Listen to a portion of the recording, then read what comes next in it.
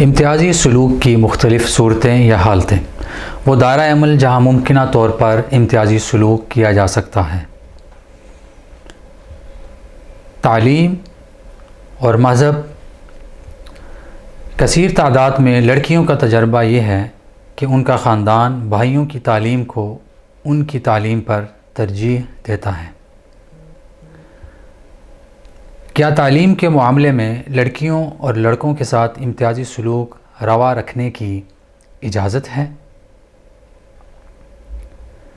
اس کا جواب نہیں ہے۔ لڑکوں، لڑکیوں، عورتوں اور مردوں کو تعلیم کا مساوی حق حاصل ہے۔ ان کو اسکول جانے اور گھر پر اسکول کے کام کرنے کا مساوی حق ہے۔ ان کو یہ فیصلہ کرنے کا بھی مساوی حق حاصل ہے کہ وہ کیا بننا چاہتے ہیں۔ کچھ دینی ادارے یا مدارس بچوں کو یہ تعلیم دیتے ہیں کہ خواتین اور مردوں کی قدر و قیمت اور ان کے کردار یا ان کے رولز مختلف ہوتے ہیں۔ کیا اسکول ایسی اقدار سکھا سکتے ہیں؟ اس کا جواب نہیں میں ہے۔ امتیازی ٹریبونل نے LDO اور امتیازی ٹریبونل نے اس بات کو رد کیا ہے کہ اسکول کی کتابوں میں یہ موجود ہو کہ لڑکیوں اور لڑکوں کے الگ الگ فرائض ہیں اور ان کی قدر و قیمت میں فرق ہے۔ اس کا اطلاق تمام اسکولز بشمول دینی مدارس مذہبی اداروں پر ہوتا ہے۔ انسانی حقوق لڑکیوں کو ایسی تعلیم سے تحفظ فراہم کرتا ہے جس کی بنیاد پر انہیں یہ بتایا جائے کہ وہ کمتر ہیں۔ اگرچہ خواتین اور مردوں کے اقدار مساوی ہیں، تاہم بہت سے لوگوں کا یقین ہے کہ مذہبی برادریاں اس اصول کے خلاف جا سکتی ہیں۔ مذہبی برادریوں کو اس کے باوجود قابل اطلاق قوانین اور ضوابط کی تعمیل کرنی چاہیے۔ ناروے کا قانون حد مقرر کرتا ہے کہ مذہبی جماعتیں مردوں اور عورتوں کے ساتھ کس حد تک امتیازی سلوک کر سکتی ہیں۔ مذہبی رہنما تشدد کی حوصلہ افزائی ہرگز نہیں کر سکتے۔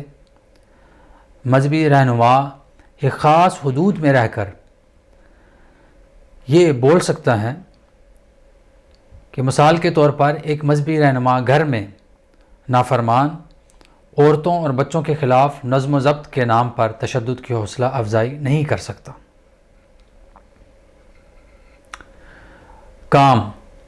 کام میں امتیازی سلوک کرنا غیر قانونی ہے۔ اس کا مطلب ہے کہ آپ کو حق حاصل ہے کہ آپ کے ساتھ کوئی ملازمت کی اسامی کا اشتہار، انٹرویو، ملازمت، تبادلہ، ترقی، تربیت، تنخواہ، چھٹی اور برطرفی کے سلسلے میں امتیازی سلوک نہ کیا جائے۔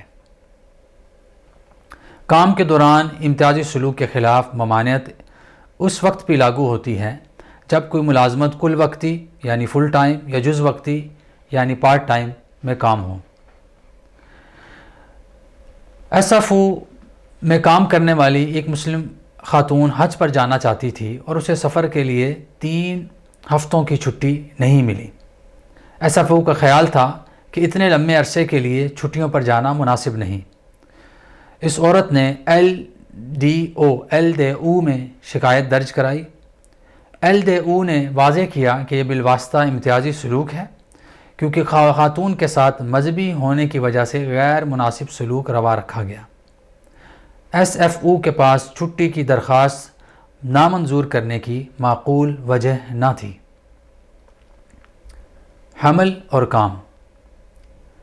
حمل یا زچگی میں خواتین کے ساتھ امتیازی سلوک ممنوع ہے۔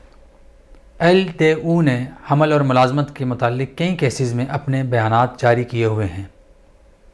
حمل کے دوران امتیازی سلوک کی مثال ایک خاتون کی ہے جو ہوٹل میں باورچی کی نوکری کرتی تھی اور اس کی حیثیت ایک اضافی ملازم کی سی تھی۔ جب ہوٹل نے ایک نئے باورچی کو 100% ملازمت پر رکھنا تھا تو وہ خاتون یہ عہدہ حاصل کرنا چاہتی تھی۔ اس خاتون کو یہ نوکری یا ملازمت دینے کا وعدہ کیا گیا، لیکن جب وہ حاملہ ہوئی تو ہوٹل انتظامیہ نے کہا کہ وہ ایک دوسرا نیا باورچی یا شیف رکھ لیں گے۔ LD ایل دے او کا خیال تھا کہ یہ امتیازی سلوک تھا، کیونکہ اس خاتون کو حمل کی وجہ سے ملازمت نہ ملی، جو کہ غیر قانونی عمل ہے۔ امتیازی سلوک کی کوئی ٹھوس یا معقول وجہ نہ تھی۔ ملازمت یا نوکری کے لیے انٹرویو۔ ملازمت کے لیے انٹرویو میں مذہب، عقیدے اور سیاسی نقطہ نظر کے بارے میں پوچھنے کی اجازت نہیں ہے۔ ملازمت کے متلاشی افراد سے یہ بھی پوچھنے کی اجازت نہیں کہ کیا وہ گود لینے یا بچے کو اڈاپٹ کرنے یا حاملہ ہونے کا سوچ رہے ہیں۔ اور نسل، معذوری یا جنسی رجحان کے بارے میں سوالات کرنا بھی غیر قانونی ہے۔ جنسی رجحان کی قانون میں اجازت ہے، اس کا اطلاق ملازمت کے متلاشی خواتین اور مردوں دونوں پر ہوتا ہے۔ ایک خاتون نے کپڑے کی دکان میں نوکری کی درخواست دی اور بتایا کہ وہ ایک خاتون ساتھی کے ساتھ رہائش پذیر ہے۔ اس کے بعد انٹرویو میں اس کا جنسی رجحان ایک موضوع بن گیا۔